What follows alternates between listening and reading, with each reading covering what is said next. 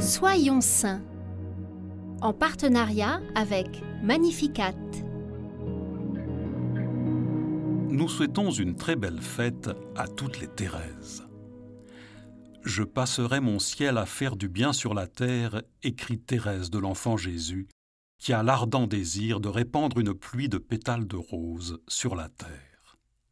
L'une de ces roses est sans aucun doute la bienheureuse Cecilia Eusépie, qui écrivit « Je rejoindrai Jésus par un petit sentier, bref, très bref, qui m'a été tracé par la petite Thérèse. » Et en effet, la vie de Cecilia, née en 1910, illumine la terre italienne comme un éclair dans la nuit. Et nombreux sont les points de comparaison mystérieux qui peuvent être établis entre ces deux vies. Cette âme de feu souhaite être missionnaire et lit, avant ses 10 ans, l'histoire d'une âme de Thérèse. Elle y discerne l'essentiel. La sainteté ne réside pas dans la grandeur des mortifications, mais dans l'amour reçu et donné, et comprend au plus profond de son âme la petite voie d'amour proposée.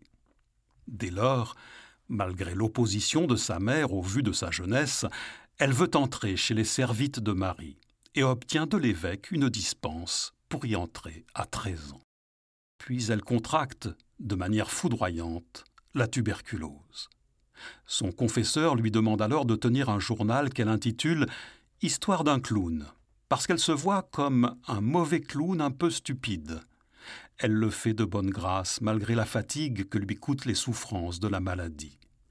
Elle reçoit dans sa chambre l'Eucharistie, son trésor, ainsi que de nombreux paysans qui souhaitent qu'elle prie pour eux.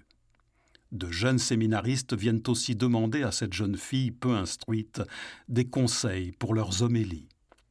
Simple et joyeuse jusqu'au bout, elle rend son âme à Dieu le 1er octobre 1928, le jour même de la fête de sa grande sœur Thérèse. Mettons-nous à l'écoute de ces mots.